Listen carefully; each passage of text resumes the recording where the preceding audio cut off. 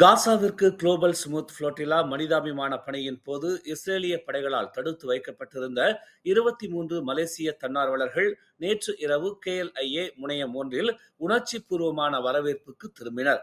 திங்கட்கிழமை உள்ளூர் நேரப்படி இரவு 11:20 மணிக்கு இஸ்தான்புல் சர்வதேச விமான நிலையத்திலிருந்து புறப்பட்ட இந்த குழு மலேசியாவிற்கு தங்கள் பயணத்தை தொடர்வதற்கு முன்பு துபாயில் பயணித்ததாக பெர்னாமா தெரிவித்துள்ளது.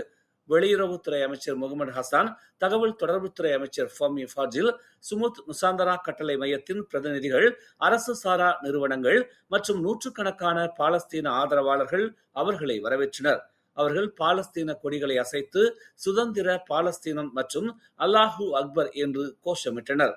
இஸ்ரேலிய படைகளால் தன்னார்வலர்கள் தடுத்து வைக்கப்பட்டதை தொடர்ந்து ஏற்பட்ட பதட்டமான சோதனையின் முடிவை குறிக்கும் வகையில் குடும்ப உறுப்பினர்களும் சக ஆர்வலர்களும் கண்ணீர் மற்றும் நன்றி உணர்வின் பிரார்த்தனைகளுக்கு மத்தியில் ஒருவரை ஒருவர் கட்டி தழுவினர்.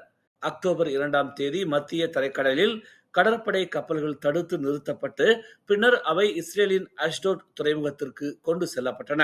அக்டோபர் 2ஆம் தேதி இஸ்ரேலிய படைகள் 42 GSF கப்பல்களையும் தடுத்து நிறுத்தி அதில் இருந்த 495 ஆர்வலர்களை கைது செய்தனர்.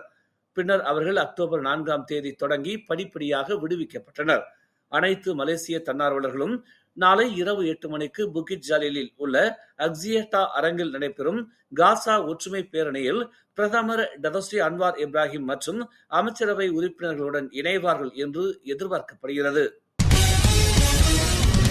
நாட்டின் நிர்வாகம், பொருளாதாரம், வளர்ச்சியை பாதிக்கும் பல்வேறு மட்டங்களில் கள்ள கும்பல்களின் இருப்பை எதிர்ப்பதில் சமரசம் செய்யக்கூடாது என்ற நிலைப்பாட்டை அரசாங்கம் மீண்டும் வலியுறுத்துகிறது என்று பிரதமர் டதஸ்ரீ அன்வார் இப்ராஹிம் தெரிவித்துள்ளார்.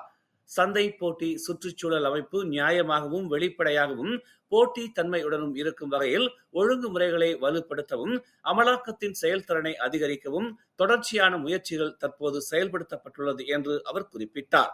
இன்று வரை மலேசிய போட்டி நிர்வாக ஆணையம் நிறுவனங்களுக்கு எதிராக நடவடிக்கை எடுத்து மொத்தம் 687.4 மில்லியன் ரிங்கிட் நிதி அபராதம் விதித்துள்ளது. மேலும் 563 நிறுவனங்கள் சம்பந்தப்பட்ட 14 ஏல கூட்டு வழக்குகளும் 31 நிறுவனங்கள் சம்பந்தப்பட்ட ஒரு விலை நிர்ணய கூட்டு வழக்கும் நிறுவனத்தால் விசாரிக்கப்பட்டு வருகின்றன. மேலும் நாட்டின் சீரான வளர்ச்சிக்கு அச்சுறுத்தலாக இருக்கும் கள்ள கும்பல்களின் இருப்பை எதிர்ப்பதில் சமரசம் செய்யப்படாது என்று அவர் எச்சரித்தார். வேப் மின் சிகரெட்டுகளில் பயன்படுத்தப்படும் திரவத்தின் கலால் வரியை 900 விழுக்காட்டுக்கு உயர்த்த சுகாதார அமைச்சு ஆலோசித்து வருவதாக தெரிவிக்கப்பட்டுள்ளது. அந்த திரவம் மீதான கலால் வரி 1 மில்லி லிட்டருக்கு 40 காசாக உள்ளது என்பது குறிப்பிடத்தக்கது. இதனை 4 வெள்ளியாக, அதாவது 400 விழுக்காடாக உயர்த்த சுகாதார அமைச்சு பரிசீலித்து வருவதாக சுகாதாரத்துறை துணை அமைச்சர் லுகானிஸ்மான் அவாங் சவுனி நேற்று மக்களவையில் தெரிவித்தார். கலால் வரியை உயர்த்தும் பரிந்துரையோடு அனைத்து வேப்பு பொருட்களின் அடிப்படை விலையை உயர்த்தும் பரிந்துரைகளும் நிதி அமைச்சிடம் சமர்ப்பிக்கப்படும் என்று அவர் கூறினார். 11 வயதினர் மற்றும் மாணவர்கள் மத்தியில் புகைக்கும் பழக்கத்தை கட்டுப்படுத்துவதற்காக இந்நடவடிக்கை மேற்கொள்ளப்படுகிறது என்று அவர் கூறினார். தற்போது 40 காசாக இருந்து வரும் 1 மில்லி லிட்டர் வேப் திரவம் மீதான வரியை 4 வெள்ளியாக உயர்த்தும்படி நிதி அமைச்சிடம் தாங்கள் பரிந்துரைப்போம் என்று மக்களவையில் பெரிகாத்தான் நேஷனலின் தாசே குளுக்கோர் நாடாளுமன்ற உறுப்பினர் வான் சைஃபுல் வான் ஜானின் கேள்விக்கு பதிலளித்த போது லுகானிஸ்மான் இவ்வாறு குறிப்பிட்டார். வேப் சாதனங்களுக்கும் மின் சிகரெட்டுகளுக்கும் அரசாங்கம் முழு தடையை விதிப்பதற்கு முன்பாகவே உடனடி நடவடிக்கையாக கலால் வரி உயர்வு குறித்து அடுத்த ஆண்டுக்கான பட்ஜெட்டில் அறிவிக்க வேண்டும் என்று அவர் தெரிவித்தார். 2026ஆம் ஆண்டுக்கான நிதிநிலை அறிக்கை வரும் வெள்ளிக்கிழமை நாடாளுமன்றத்தில் சமர்ப்பிக்கப்பட உள்ளது. வேப் சிகரெட்டை புகைப்பதால் பலருக்கு நுரையீரல் பாதிப்பு ஏற்பட்டது. அவர்களுக்கு சிகிச்சை அளிக்க அரசாங்கம் ஏற்கனவே 24,48 லட்சம் ரிங்கிட்டை செலவிட்டுள்ளது என்றும் லுகானிஸ்மான் குறிப்பிட்டார். மலேசியா, பாகிஸ்தான் இடையிலான நெருங்கிய ஒத்துழைப்பு இரு நாடுகளுக்கும் இடையில் பொருளாதார வாய்ப்புகளை விரிவுபடுத்தும் என்று தகவல் தொடர்புத்துறை அமைச்சர் டாக்டர் ஃபமி ஃபாஜில் தெரிவித்துள்ளார். அதேவேளை வர்த்தகம், முதலீடு மற்றும் ஹலால் தொழில்துறையின் மூலம் இஸ்லாமிய உலகின் ஒற்றுமையையும் அது வலுப்படுத்தும் என்று அவர் குறிப்பிட்டுள்ளார். மலேசியா, பாகிஸ்தான் இடையில் நேற்று நடைபெற்ற பொருளாதார கூட்டாண்மை ஒப்பந்தம் மூலமாக வர்த்தகம் மற்றும் முதலீட்டு ஒத்துழைப்பை மேம்படுத்துவதில் இரு நாட்டு தலைவர்களும் திருப்தி அடைந்துள்ளனர் என்று ஃபமி ஃபாஜில் உறுதிப்படுத்தினார். பாகிஸ்தானின் உணவு உற்பத்தி துறைகளின் தேவையை பூர்த்தி செய்ய செம்பனை எண்ணெய் ஏற்றுமதியை அதிகரிக்க மலேசியா முன்வந்துள்ளது என்று குறிப்பிட்ட அவர், ஹலால் துறையை விரிவுபடுத்துவதில் இரு நாடுகளும் தயாராக உள்ளது என்று தெரிவித்தார். இந்த ஆண்டு வெள்ளத்தால் பாதிக்கப்பட்டவர்களுக்கு உதவுவதற்காக 284.8 மில்லியன் வெள்ளி ஒதுக்கீடு செய்யப்பட்டுள்ளது என்று துணை பிரதமர் டாக்டர் அமர் ஜாகிர் ஹமீடி தெரிவித்துள்ளார். 2025-2026 வடகிழக்கு பருவமழை காலத்திற்கு முன்னதாக பேரிடரால் பாதிக்கப்பட்டவர்களுக்கு உதவி விநியோகிக்கும் செயல்முறையை விரைவாகவும் ஒழுங்கான முறையிலும் செய்யப்பட வேண்டும் என்று அவர் வலியுறுத்தினார்.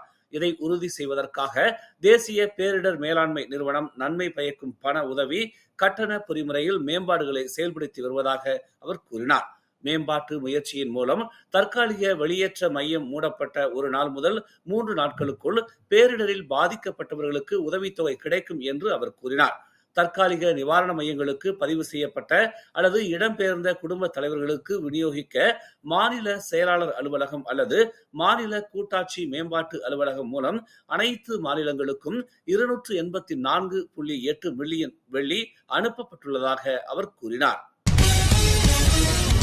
உடம்பு பிடிப்பு ஆண் பெண் இருபாலரும் ஜல கிரீடை போன்ற குளியல் நடவடிக்கைகளில் ஈடுபட்டு வந்ததற்காகவும் இன்னும் பல்வேறு ஒழுங்கீன செயல்களில் ஈடுபட்டதற்காகவும் ஒரு கும்பலைச் சேர்ந்த 146 அந்நிய நாட்டினரும் உள்ளூர் வாசிகளும் மேல் விசாரணைக்காக தடுத்து வைக்கப்பட்டுள்ளதாக ஸ்லாங்கூர் குடிநுழைவுத்துறை இயக்குநர் கைரூஸ் அமினுஸ் கமாருடின் தெரிவித்துள்ளார்.